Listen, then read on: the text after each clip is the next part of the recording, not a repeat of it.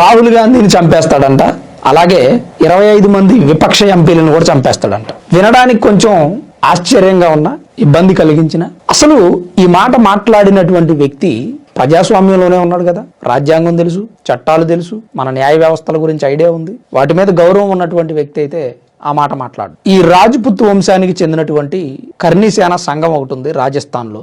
2006లో లోకేంద్ర సింగ్ అని ఆయన స్థాపించారు. అది స్థాపించడానికి ముఖ్యమైన కారణాలు ఏంటంటే రాజ్పుత్ వంశాన్ని కాపాడాలని.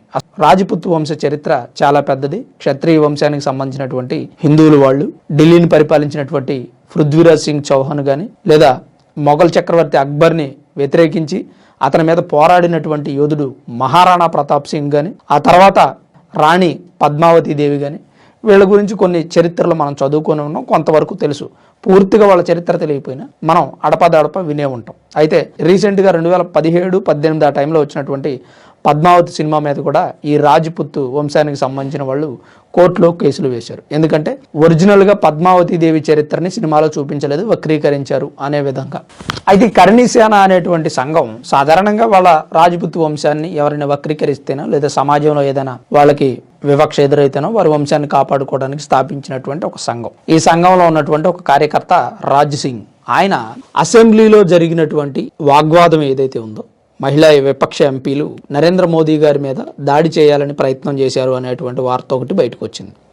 8 మంది ఎంపీలని సస్పెండ్ చేశారు. వాళ్ళు దాడి చేయాలని నరేంద్ర మోదీ గారి సీటు వరకు వచ్చి చేసినటువంటి హంగామా వీడియో విజువల్స్ కూడా మనం యూట్యూబ్లో చూసాం. అయితే ఈ నేపథ్యంలోనే ఆయన స్పందించారు. ఓం బిర్లా మీద అవిశ్వాస తీర్మానం పెట్టడం కానీ, లోక్సభ స్పీకర్ గారు, ఇలాంటి నేపథ్యంలో ఈ రాజ్ సింగ్ అనే ఆయన స్పందించారు. ఈయన రాజ్పుత్ వంశానికి సంబంధించినట్టు ఆయన స్పందిస్తూ, సరే ఇప్పుడు వాళ్ళు చేసింది కరెక్ట్ కాదు, ప్రధాని పైన దాడి చేయాలనేటువంటి ప్లాన్ చేయడం తప్పు, ఓం బిర్లా గారి మీద అవిశ్వాస తీర్మానం పెట్టడం తప్పే, మరి మీరు చేసింది ఏముందండి, చంపేస్తారా? అంత బహిరంగంగా వార్నింగ్ ఇస్తున్నారు అంటే మీ గురించి ఏమనుకోవాలి? రౌడీలు, కబ్జాలకి, దౌర్జన్యాలకి పాల్పడతారు అనేటువంటి పేరు కూడా ఉంది రాజ్పుత్ వంశానికి సంబంధించినటువంటి కర్ణిసేన సంఘం మీద. ఉత్తరప్రదేశ్, రాజస్థాన్, మధ్యప్రదేశ్, గుజరాత్లో ఎక్కువగా వీరు వంశస్థులు ఉంటారు. ఒకప్పుడు దేశం కోసం పోరాటాలు చేసి ఉండొచ్చు, ప్రాణాలు పోగొట్టుకుని ఉండొచ్చు. అంత గొప్ప చరిత్ర ఉన్నటువంటి రాజవంశానికి చెందినటువంటి వారసులు ఇట్లానైనా మాట్లాడేది? మీ రాజసం, మీ దర్జా, మీ టీవీ ఒకప్పుడు దేశం మీద దండెత్తిన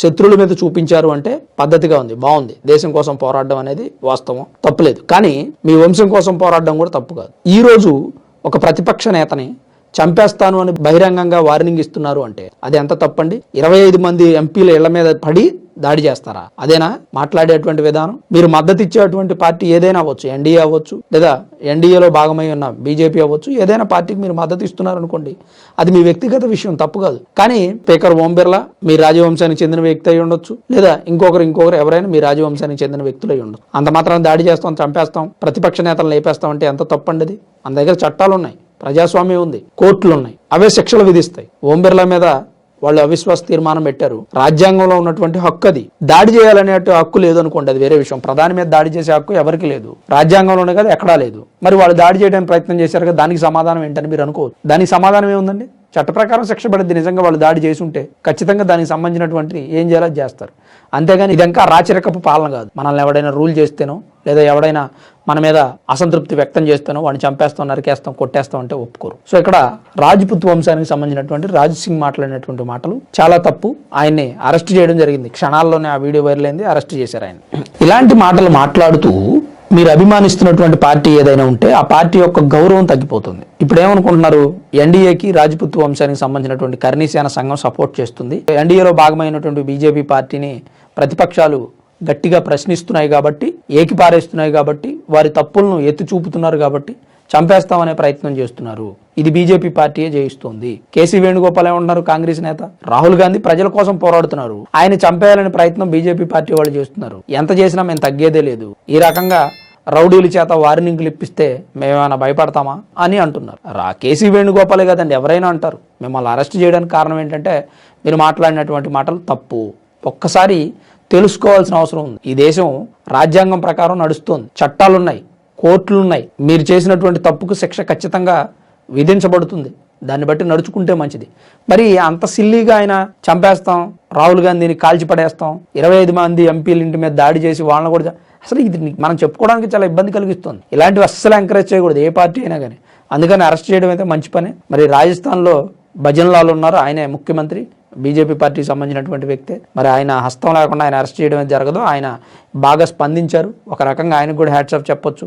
ప్రభుత్వాన్ని కూడా మనం అప్రిషియేట్ చేయాలి. ఇలాంటివి ఎక్కడా కూడా పునరావృతం కాకుండా ఇలా మాట్లాడే వ్యక్తుల్ని ఎప్పటికప్పుడు మూసేయడమే కరెక్ట్. కాకపోతే ఆంధ్రప్రదేశ్లో కూడా గతంలో అనేక సందర్భాల్లో నానా రకాల యాగి జరిగింది. కూటమి ప్రభుత్వం వచ్చిన తర్వాత కానీ అరెస్ట్ చేయలేదు. ఏంటంటే అప్పుడు ప్రతిపక్షంలో ఉన్నటువంటి చంద్రబాబు నాయుడు కానీ లేదా పవన్ కళ్యాణ్ ఇలాంటి వ్యక్తుల్ని చంపేస్తాం, నరికేస్తాం, ఇంటికి వెళ్ళి బొలేరో కట్టుకొని లాక్కొచ్చేస్తాం, బుల్లెట్ కట్టి లాక్కొచ్చేస్తాం, వాళ్ళ ఫ్యామిలీని అత్యాచారం చేసి చంపేస్తాం, పిల్లలను కూడా అత్యాచారం చేస్తాం అని మాట్లాడినటువంటి బోరుగడ్డ అనిల్ అప్పుడు మన రాష్ట్రంలో ఉన్నటువంటి గవర్నమెంట్ వైసీపీ ఎలాంటి చర్యలు తీసుకోలేదు. తర్వాత కూటమి ప్రభుత్వం వచ్చిన తర్వాత అతనికి ఏదో చేయాల్సినటువంటి శాస్తి జరిగిపోయింది. ఇట్లా జాతీయ పార్టీలైనా లేదా ప్రాంతీయ పార్టీలైనా ప్రతిపక్షాన్ని బెదిరించేటువంటి వ్యక్తులను అస్సలు సహించకూడదు. దానివల్ల ప్రజాస్వామ్యం పాడైపోతుంది. రాజ్యాంగబద్ధమైనటువంటి వ్యవస్థలు కూడా దెబ్బతింటాయి. రాజకీయ నాయకులు కూడా రాజకీయాల్లోకి రావాలంటే రౌడీ అనేటువంటి సర్టిఫికెట్ పొందాలి అనే ఆలోచనలోకి వస్తారు. సో దాన్ని కంట్రోల్ చేయాలంటే తప్పు మాట్లాడిన వ్యక్తిని వెంటనే చట్టం ద్వారా శిక్షించడం ఒక్కటే మార్గం. అది చేయగలిగితే ప్రజల్లో ఖచ్చితంగా ఆ పార్టీకి మద్దతు ఉంటుందనేది నా అభిప్రాయం. మరి రాజ్ సింగ్ మాట్లాడిన మాటల మీద మీ అభిప్రాయం ఏంటి? ఈ కరుణీ సేన ఉన్నటువంటి సంఘం గురించి కూడా మీ అభిప్రాయాన్ని కామెంట్ రూపంలో తప్పకుండా తెలియజేయండి.